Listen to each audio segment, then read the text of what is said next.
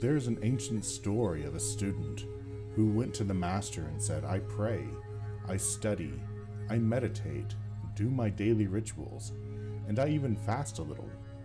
I live in peace with others. Teacher, what more can I do? The master rose, lifted his hands, and stretched his fingers out towards the heavens, when suddenly they became like 10 lamps of fire. And then he said, you can become all flame. Welcome.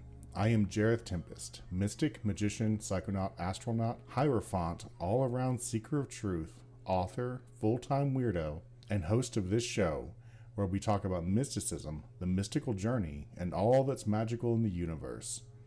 Everything from spirits to spirituality, while I take you on a magical mystery tour through the inner worlds, and hopefully inspire you to take the next step so that you can become all flame.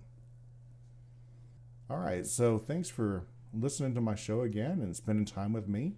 I know that time is precious, and so I really do appreciate it that you take time out of your busy day to listen to me ramble about, whatnot. And as usual, things are still hectic around the house, so if you hear some noise in the background, that's just we're getting ready for a trip. We're going to San Francisco this week to spend some time with my mother, so that'll be fun. That means I'm trying to get everything done all at once, and my wife's packing and everything's going all crazy around the house, so bear with me if you hear a little bumping and banging in the background. So this is going to be, I don't know, maybe a little different from what I usually do. I want to talk to you about a problem. So listen to this and see if this sounds familiar. So I bet that when you were young, you probably had something that you did that, made you feel special. Whether it was you were good at sports, or you were good at art, or singing, or whatever. Maybe you were just, maybe it was your looks, or your social skills, or whatever. There was something that made you feel special, and it was sort of the thing that you loved more than anything else in your life. This is what you loved doing, and you felt like it was your passion. Almost everyone has something, even if it's not, it doesn't, and we're not talking about it needs to be anything like super huge or anything like that. It can be fine if your thing is just driving cars or working on cars, or or putting computers together, or making computers work, or whatever. It doesn't have to be some artistic or thing. It's just whatever that thing is that made life worth living to you, that you were good at, and that made you different from almost everyone else who weren't good at this thing. And then as life goes on, you start having to, maybe you went to school to learn more about your special talent or your special thing. I'm just going to call it your thing, whatever it is. This is your thing. And, maybe you went to school to do this, or maybe you stayed, you just dedicated a lot of time and effort when you were young to really practicing and cultivating this thing, and doing the best you can. Then, adulthood kicked in, and you had to start doing other stuff. You had to get a job, and you had to do, everything that you have to do as an adult. You maybe then didn't have enough time to continue to devote to, whatever it was that makes you special. And even if you did, you find that you're having to make compromises, and that, if you were lucky enough that you're able to try to make a living doing your thing, now you're having to rush it to make it, so that you can make enough money to continue to do it, or you're compromising quality so that you can, make more quantity or something of that nature. You just find that you just don't have the time or the energy anymore to make it, wonderful or special or great, and, the way that you always thought that you would be able to do. And so now it's like, it doesn't really make you special anymore, because it's just like, oh, well, everyone's got this, something that they can do that, is something, but this isn't, you're not particularly great at it. You're crappy just like everyone else. And that's kind of just the way that the world works, and frankly, it really pisses me off. This is really, seriously, this is one of the things that like I really hate about the world, is that it doesn't want you to be special. It doesn't want you to do anything great. It wants to mold you and shape you and fit you into a preset pattern and make you a little cog in the machine, so that you make more money for your boss, and that and you make enough money to pay taxes to the government, and maybe you have enough to get by and have a little bit of fun on, and then you're so exhausted from your work, you don't have time to really enjoy doing your thing anymore. And yeah, it really sucks, and it's soul crushing.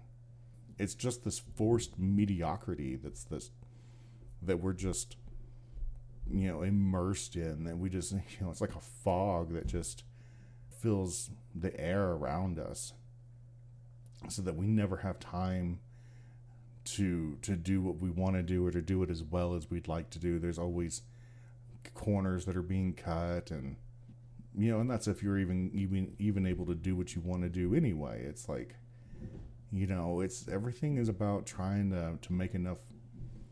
It's like, you're doing just good enough at your job to keep from getting fired. You're doing just enough cleaning around the house so that if someone stops by, they're not disgusted by your place. You're paying just enough attention to your significant other so that they don't leave. You're taking just enough care of your body that you're not just you're not actively sick. And just in day in and day out, it's the same thing. And so I asked the Archangel Michael about this, because I'd had a theory. I didn't know if there was a spirit behind this, or if it was like an egregore, which is sort of a spiritual being that is created by people, by groups of people. Like corporations have an egregore, like you can almost think of their logo as their sigil. And so I was like, I just kind of imagined that there had to be there was either some kind of giant parasitic entity behind our system, just the system that we live in, be it with the economy and the governments, and mostly the economy, which is all tied together now around the world, and it has almost enslaved everything, including the nations. And what I was like, what is this? Is it a spirit? Well, the Archangel Michael said that it was not a spirit, that it is something that, as we do things and as we give energy to things, it creates this seed that grows into this larger entity. But it's not like something that's predated us. It's something that we created. So there's like, this spirit of capitalism out there. And the thing is, it's not just like, capitalism or whatever. I'm not trying to bash capitalism too hard or anything. I'm just saying, using it as an example. But there is this spirit out there, this system that just tries to make you conform and fit into its pre-designed shape, and and just turn you into a cog, so that all we're just smart enough to do our jobs, and then we make enough money to spend money so that we can continue to consume. That's basically all that's expected of people anymore from the system. And so Michael did say it was an egregore, and but the way it works is pretty insidious. If you I don't know if you've ever read the book or saw the show American Gods. The old pagan gods are fighting the new gods, which are like technology and credit, like media, and their leader is called Mr. World, and Mr. World represents the system. And especially in the show, he goes to the different gods and he tries to get them to conform to the modern system. He takes like a love goddess and he gives her a dating app with her name on it. Vulcan, who's the god of volcanoes and blacksmithing, gives him a bullet factory, and so that every little bullet is a little mini volcano with his name on it. But in that way, he's making these old gods conform to his system.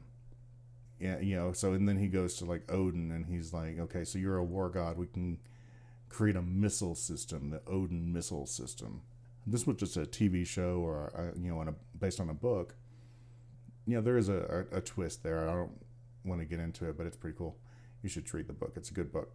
Anyway, but it's a really good example of what happens to each of us. We may not be Odin, but we're still something special. We're still divine, and we're being basically asked to give up our divinity to just be a cog in a machine.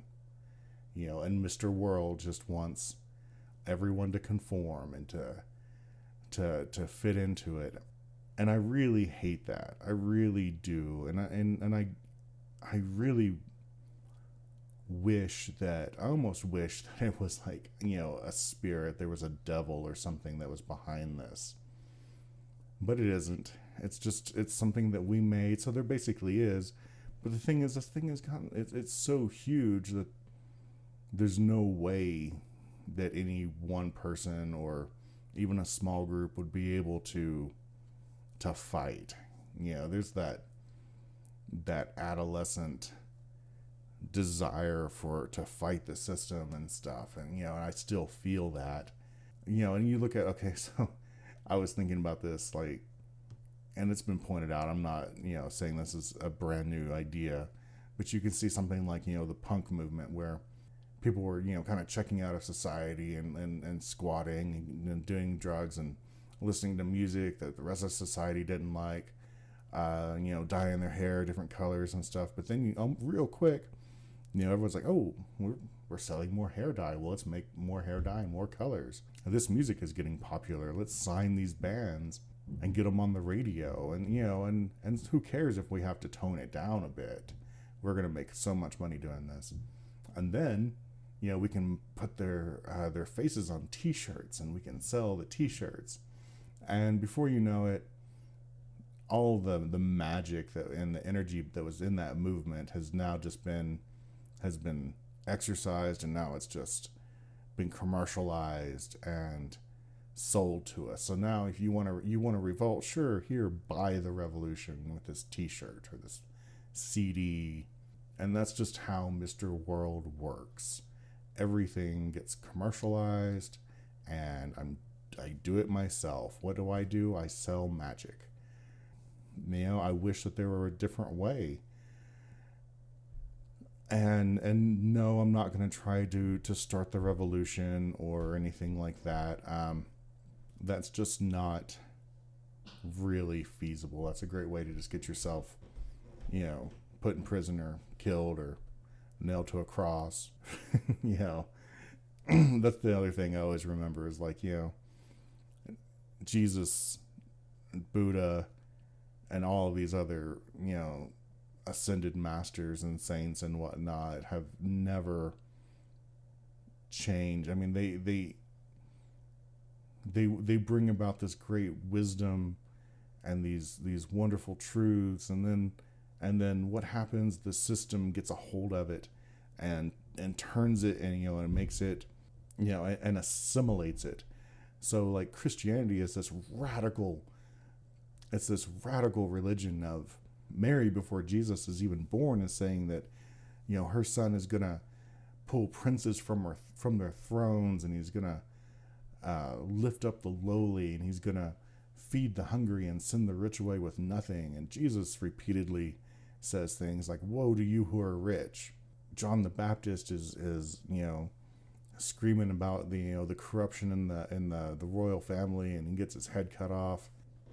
Jesus starts a riot in the temple because the money changers are there, and then he so they conspire with the Romans to nail him to a cross. And but he was very much about trying to change the system, and then the system killed him, And then that movement kept going on, and that movement spread. It was mainly in the amongst the slaves and the poor that Christianity originally spread.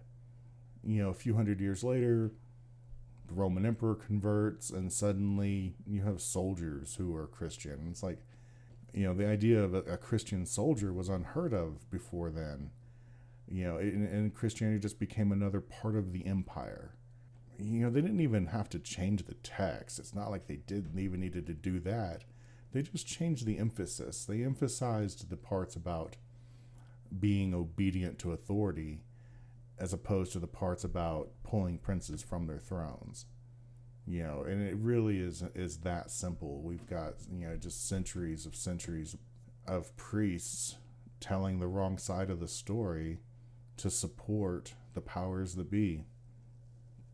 And it's not just Christianity, it's every religion. And it's everything that's out there, because that's what the system does. Mr. World gets a hold of something, and he just molds it into a lump of, colorless goo that's unrecognizable from what it once was, and just puts it on the giant pile of goo that has been building up for centuries now. And so, if you can't fight it, what can you do? Well, my answer to the solution is, let's do something great. Let's use magic to help us forge our own lives, and let them be as outrageous and awesome as they possibly can be. And so what I'm doing is I am creating a series of servitors. They're going to be on my Patreon. See, here we go. They're going to be on my Patreon, though, on the Shadowbinder tier, where I release 2 servitors every month. And what you're going to do is you're going to work with each of these for like a week or so. Just, you don't have to do it for very long. Just work, do a ritual with them every week to ask them to give you their power. Right now we have one that's going to help you to see deeply, so that you can see the truth in whatever it is you're looking at, and to see the beauty and the divinity that's in everything. Then the next one I have is to give you lucidity. So because intention is so important in magic and in life. I mean, you can make the mundane aspects of your life magical by doing everything with intention. And so what's another word for intention? It's decision. You're deciding to do something. But one of the problems is that we're so tired and fatigued and clouded with exhaustion and mediocrity that we don't know what to do. We don't know what we want. And so this servitor will help us to make good decisions quickly and with confidence. And so these are just the first 2. There's going to be more, and they're going to build on each other and help you to find out who you are, what you want to do with your life, and help you to be great at it. It's not so much about like honing a skill or anything like that, but it's just helping you to, with a bunch of different things, to hopefully untether your spirit and your mind from the system enough that you're able to make your life into something other than just the gray goo, to be more than a cog in the machine. This is my act of rebellion, and it's to be great at something. So these new servitors are a little different from the other ones in that they do build upon each other. And so how I envision them are guides. They're guides, and they're leading you to the light. And so I'm calling them the Illuminate Guides. Every month I'm going to add 2 new ones. And so that gives you, basically, you can spend 2 weeks with each one before some more come up. And you're just going to, work with them. And the ritual doesn't take very long. You just need to spend a few moments with them. The individual changes are going to be small, but they're going to build on each other. The more every week you do more and more, every couple of weeks you do, keep working with it, by the time a year from now, your life is going to be so much better. That's the goal, at least. So yeah, that's those are the Illuminate Guides. And so I really hope that you will join me in this. Like I said, it's on my Patreon. It's on the Shadowbinder tier. There's a bunch of other servitors there that can help you with a lot of different practical aspects in your life. But almost always there's also some healing involved and some blockage clearing, some inner work, because you can't make your magic work if you're still suffering, if you're still unhealed and you're still suffering from the mental trauma of your bad beliefs and the negative things that you've learned over the years. Those are all there. There's a lot of other stuff on the Patreon, plus you get access to things early. You're just supporting someone who's trying to not be part of the problem and try to actively help make things better. And I really do appreciate any support that you can give. And tell people about this. I understand that you might not want to tell your family or whatever you're in the occult, but whatever friends you might have that are also in the occult, or your friends online or whatever, hey, send them this podcast, let them know. Spread the word of what is going on here. Because this is really what it's all about. It's not about just knowing what's really going on out there. It's taking that next step to making it active in our lives, and to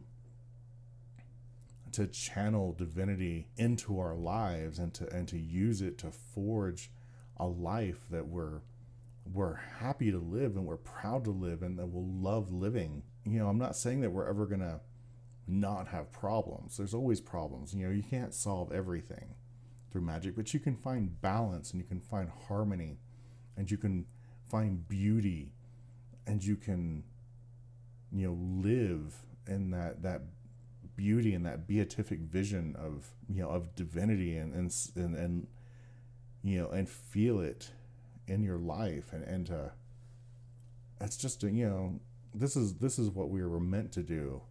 We weren't supposed to be just cogs in a machine. And so I really hope that you'll join me in this journey. And even if you don't join my Patreon and do this, that's not necessarily what I mean. Join me in learning about this and getting closer to divinity, however you perceive it, and to use it to change yourself and to change the world. That's the real mission. It's not to give me more money. That's, I just want the world to be different. I don't expect it to change in my lifetime, but if we can, right now, esoteric type matters are more popular than ever. The younger generation just talks about manifesting as though it's just, of course, yeah, that's what we do. And so there's a chance that we can make things better, that we can have a world where more people recognize their divine power that's within them, and turn that light on so that the whole world can see it and be changed by it. And that's really what I want more than anything in this world, is just, for people to not only wake up, but to act and to make their lives magical. All right, so as I said, we're getting ready to go, so I need to cut this short this week and get this edited and get this out so that you guys can hear it and not be late. So I will see you guys next week. Thank you once again for listening to me rant, and I hope that you have a great week, and I will see you next time. Bye bye.